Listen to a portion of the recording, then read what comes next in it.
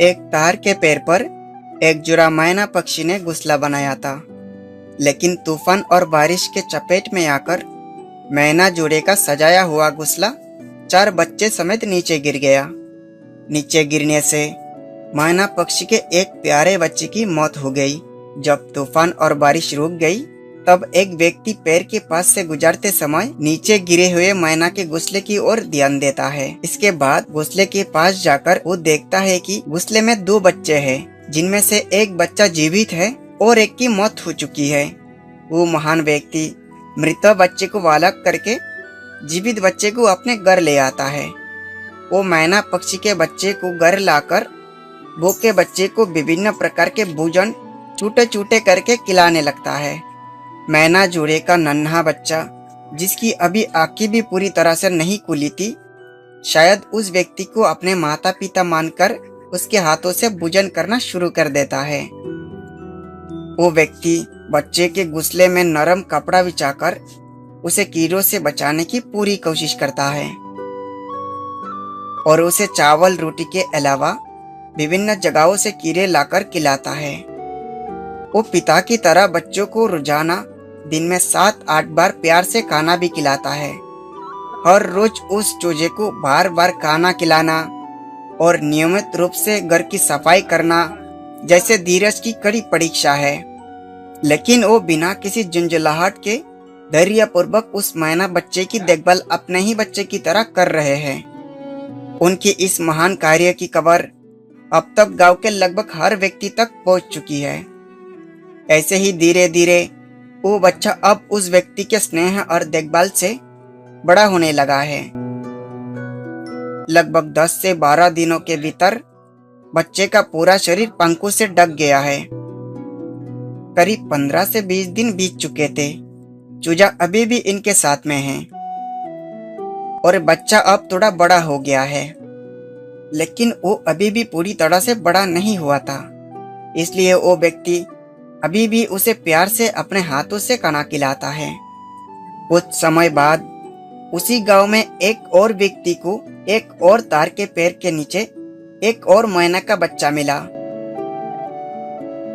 Monsoon का season होने के कारण आंधी तूफान लगा ही रहता था। वो भी तूफान के कारण नीचे गिर गया था, या फिर तेज हवा के कारण नीचे गिर गया होगा। उस व्यक्ति ने बच्चे को हाथ में उठा लिया और उसे उस दयालु व्यक्ति के पास ले गया और इस बच्चे की जिम्मेदारी उन पे सौंप दिया, जिसने पहले से एक बच्चे की देखभाल कर रखी थी। वो अब दोनों मैना के बच्चों के लिए एक बक्स में तिनकों से एक नया घोंसला तैयार कर देता है, जहां बच्चे सुरक्षित रहेंगे। 1 हफ्ता बाद बड़ा बच्चा अपने पैरों पर खड़ा होना सीख गया है, लेकिन छोटे बच्चे को अभी भी व्यक्ति को अपने हाथों से खिलाना पड़ता है। 5 से 7 दिन बाद दोनों बच्चे अब काफी बड़े हो गए हैं, इसलिए व्यक्ति उन्हें धूप में बाहर ले जाकर समय बिताने लगा। व्यक्ति के प्यार और देखभाल से बच्चे धीरे धीरे बड़े होने लगे हैं। अब बड़े बच्चे ने उड़ना भी सीख लिया है, लेकिन व्यक्ति और उसके परिवार को छोड़कर कहीं नहीं जाता, क्योंकि पूरे परिवार के साथ चूजे की अच्छी दोस्ती हो गई है। और समय के साथ साथ मैना के दोनों बच्चे उस व्यक्ति के परिवार का हिस्सा बन गए हैं। 1 महीने बाद दोनों बच्चे अब पूरी तरह से बड़े हो गए हैं और ये जहां भी व्यक्ति जाता था, चूजे उसके पीछे पीछे उड़ के आ जाते थे। परिवार के सभी सदस्य मैना के बच्चे के साथ अच्छा समय बिताने लगे हैं। यहाँ खेत के पास जमा तूड़े से पानी में इसी तरह डुबकी लगाकर नहाते हैं, लेकिन अक्सर उनके साथ एक और मैना पक्षी आकर जुड़ जाता है। पालतू पक्षी दोनों को देखकर वो दूसरा मैना पक्षी भी कुछ दिनों के अंदर उस व्यक्ति के हाथों से खाना खाने लगता है।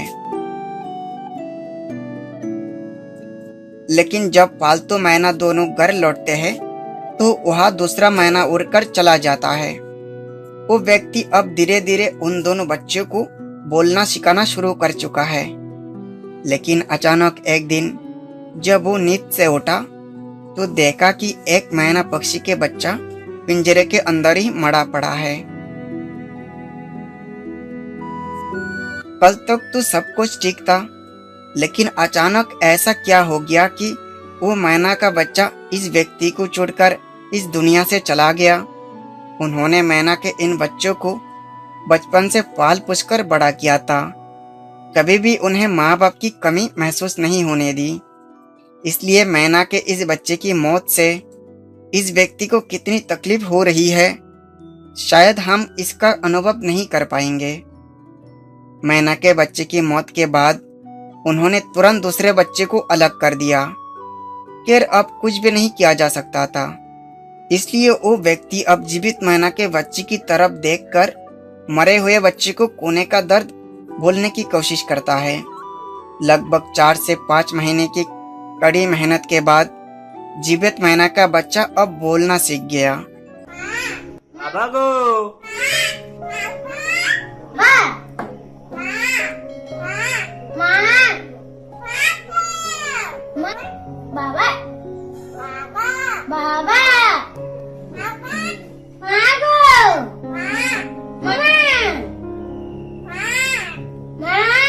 वो अब छोटे छोटे शब्दों में बात करता है और अपनी शरारत से पूरे घर को खुश रखता है। अब मैना का बच्चा अक्सर मौका मिलते ही उड़कर दूसरे मैना पक्षियों के पास चला जाता है, लेकिन रात होने से पहले वो घर वापस आ जाता है। इस तरह मैना के इस बच्चे के साथ उस व्यक्ति के परिवार के हर सदस्यों का समय बहुत अच्छा बीत रहा था। अब उसे बुलाकर खिलाने की जरूरत नहीं पड़ती थी। जब खाने का समय होता था तो वो कूद उड़कर आ जाता था और खाना खाने के लिए बैठ जाता था। लेकिन अचानक एक दिन एक दर्दनाक घटना घट जाती है। व्यक्ति मैना के बच्चे के साथ खिड़की के पास बैठा था। तभी कुछ दूरी पर घात लगाकर बैठे एक शरारती बिल्ली ने अचानक आकर मैना के बच्चों को पकड़ लिया और अपने मुंह में दबाकर भाग गई।